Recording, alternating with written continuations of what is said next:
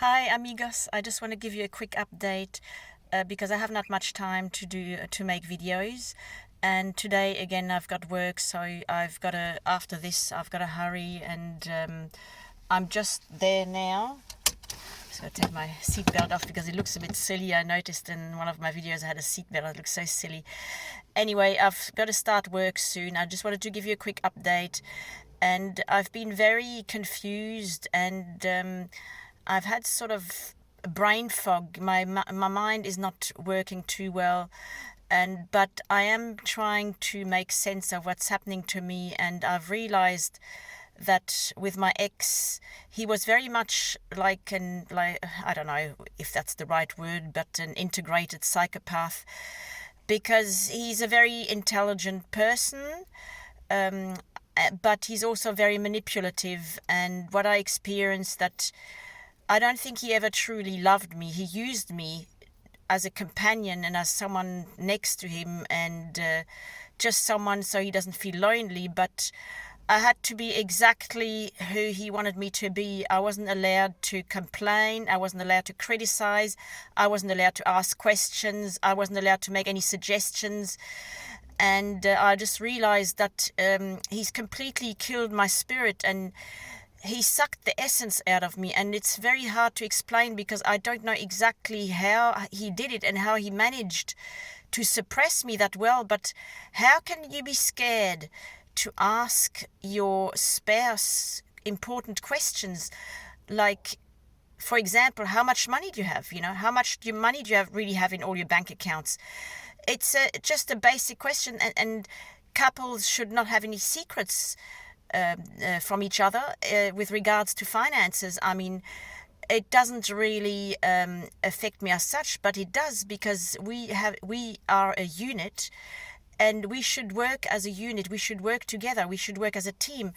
It's not, I have all this money which I've put away for myself, for my retirement and for my needs, but it's got nothing to do with you. I mean, I don't understand. And also, I mean, if you got money, well, with me, it's straight away. As soon as I had my inheritance from my mum, he already made plans for it. He said, you got to put it into the mortgage. But there was nothing there. I mean, I would have liked to enjoy myself with it as well. I would have liked to maybe go somewhere, go on a little trip, just see something different. I mean, I know it's COVID at the moment. We don't have that many opportunities, and the borders are still closed here now in Western Australia. But you can still see a lot around here. You could go to Broome or to Esperance or to, anywhere. There's lots of possibilities. But that's not even a question, because I know, you see, I didn't even dare asking those questions because I knew he was going to say no, and it didn't interest him, and he wouldn't want to organize anything. Like, he wouldn't be interested. He would have no enthusiasm, no passion for anything like that. And also, I don't understand how I was so scared that I couldn't ask him those questions. And now the lawyer is going to have to ask him those questions, and he's going to have to respond, because by law he needs to make a disclosure with regards to his money. So I'm very confused at the moment, and sorry if I don't make that much sense. I'm trying really hard to focus on my thoughts and to be clear, but it's definitely not easy. So I feel that all this time, over the last 17 years, he has suppressed my true nature, and I'm a shell of who I used to be. My spirit has been sucked out of me, and I've been turned into this person who is like a robot, like a satellite of him, of my ex. And basically, I have to, even though he's not outspoken about it, and he never was, I have to obey, and I have to submit to his will. I have to be submissive. He's a very domineering person, and he will talk over. I mean, I always said to him, don't talk over me. He will always talk over you.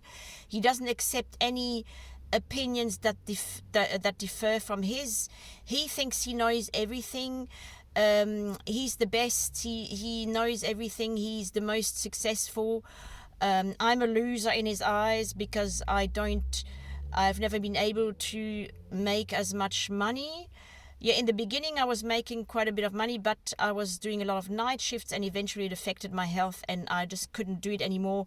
Looking after a family with 5 kids, one still an infant and then a toddler, and it was just so hard, and I suffered so much. I had no joy.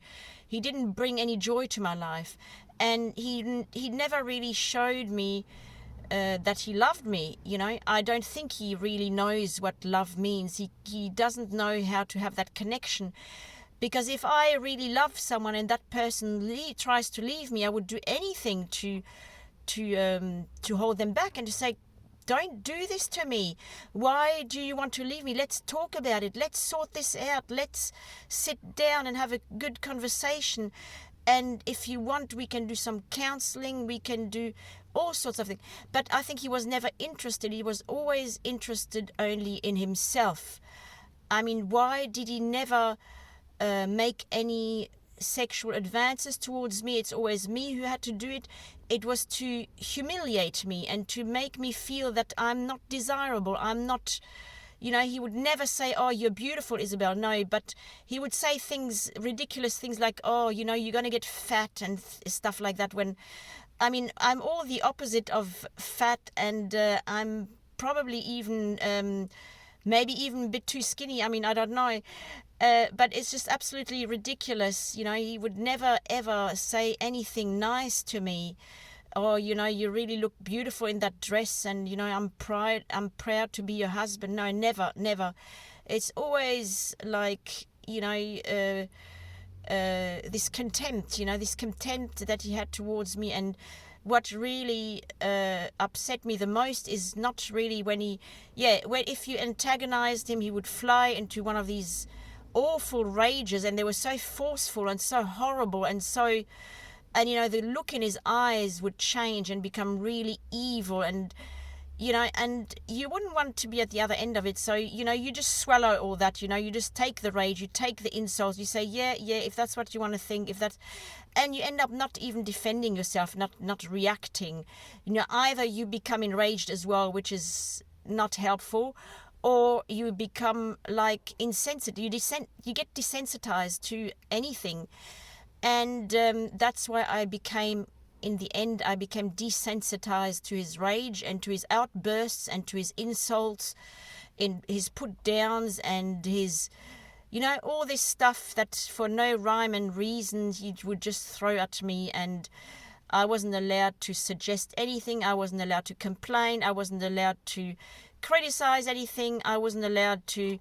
So basically he had me under the thumb, and that's why I left, because I don't feel that he's someone who is willing to cooperate with a spouse. He's only willing to do what pleases him, and the rest he doesn't care. And he thinks that if he pays a little bit more toward, like, he gives me a little bit more pocket money each week, I'll be happy. No, it doesn't work like that. It's not that easy.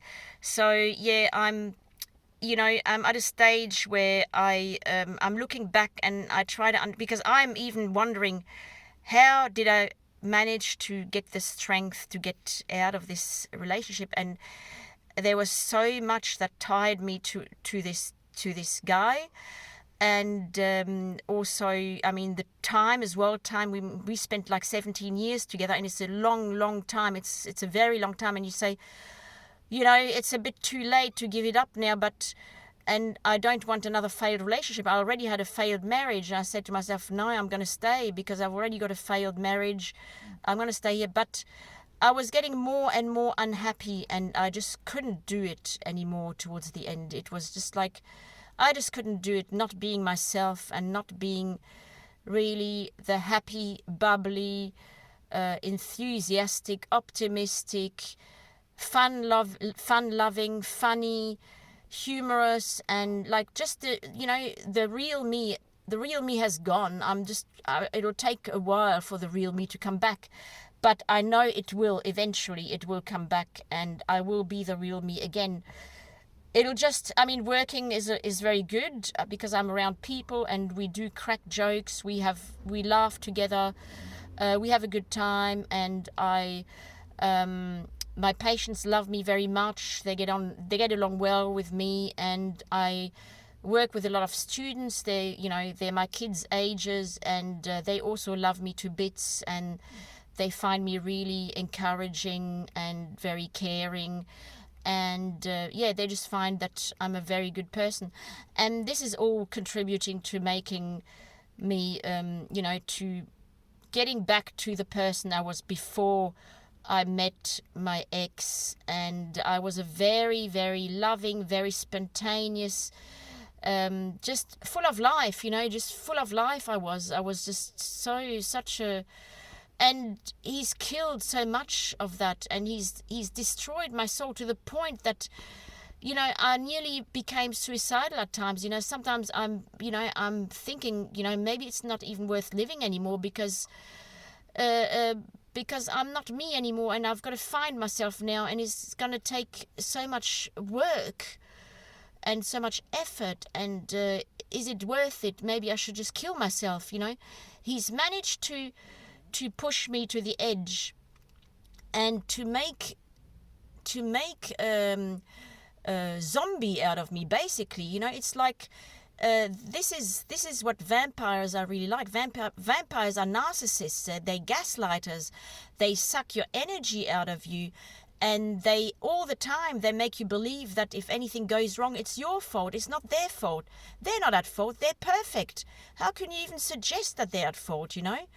So yeah, that's where I'm at the moment, and I'm going to get to work, and hopefully it will be a good shift. And yeah, I will make some more videos in the next few days. Hopefully my brain will start working a bit better too, and I'll be a bit more with it. So anyway, thanks for listening to me rattling on again and not making much sense, but I hope you sort of get a picture of where I'm at and what's going through my mind and what I'm struggling with, and that is so important to me. And thank you with all my heart. And I'll see you soon again.